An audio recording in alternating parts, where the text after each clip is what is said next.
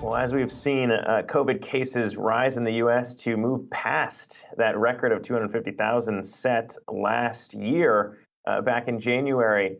We have seen more and more flight cancellations pile up, a bit less than what we saw on Monday and Tuesday, but still more than 700 flights canceled, according to FlightAware. And while travelers might be upset about that, there are flight attendants and the Flight Attendants Union pretty upset about some changes there, especially after maybe a push from the CEO of Delta may or may not have led to some of those changes coming at the CDC. And for more on that, I want to bring on Yahoo Finance's Adam Shapiro with the latest check on what's going on in the airline sector. Adam.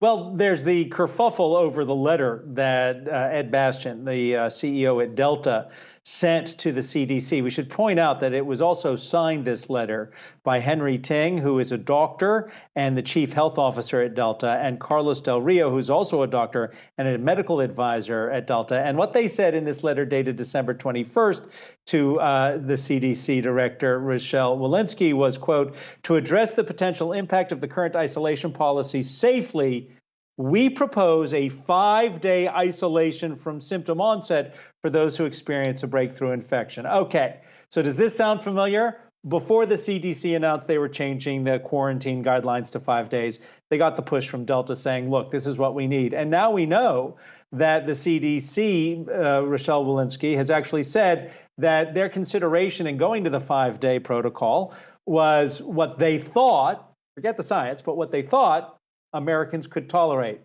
Step into this fray the president of the Airline Association of Flight Attendants, CWA, AFL-CIO, Sarah Nelson, who's very upset with all of this, that they're pushing flight attendants to move too fast if they should become ill. I should point out, by the way, that the AFA and Sarah Nelson represent the flight attendants at United and at Spirit, Air Wisconsin, Alaska. They do not represent the flight attendants at Delta yet. They're trying to organize. Zach? Yeah, it's all been very interesting to see that play out. Brian, I know, I don't know if you got a flight canceled, Brian, but mine certainly was. I'll continue to milk that for the second day. No, I did not, but I wanted to ask Adam, I mean, just kind of how do you think this all plays out? Because what is interesting is that the CDC guidelines are effective as of whenever the time it was that they made that change. So does that mean that Delta and these other airlines have the ability to start pulling people back into work? Because it seems like, at least as far as the CDC goes, they've kind of sided with one side over the other. Well, it depends on what camp you fall into on this. Look, the airline management is in a precarious situation because they already have staffing shortages and they're all trying to hire, right? You have United trying to hire pilots. You have American and Delta also hiring pilots, but United's making the huge push. Plus, they have a shortage of crews. In fact, it was Scott Kirby 2 weeks ago who testified that they have 100 flights on the ground every day that they would have in the air, but they just don't have the people. Put into the Omicron mix, and you got a problem. But everyone's expecting that Omicron will pass.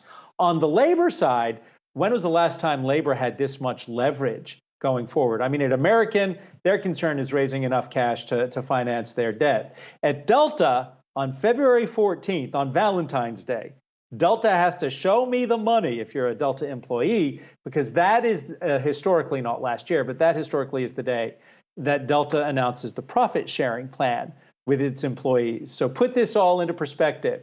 You got the Flight Attendants Union trying to organize at Delta. You have the Delta CEO sending a letter to the CDC and getting what that CEO wants. And you're heading towards this kind of inflection point. Who do you think's going to win? If I could answer that question, I'd be a very wealthy man, and I can't answer it. Therefore, I'm middle class. Wouldn't we all? No, this story definitely has a little bit of everything. Our producer was joking. It's got everything: labor problems, airlines, delays at the airport, memes. It's just really fantastic. We'll see how it all plays out. Yahoo Finance's Adam Shapiro.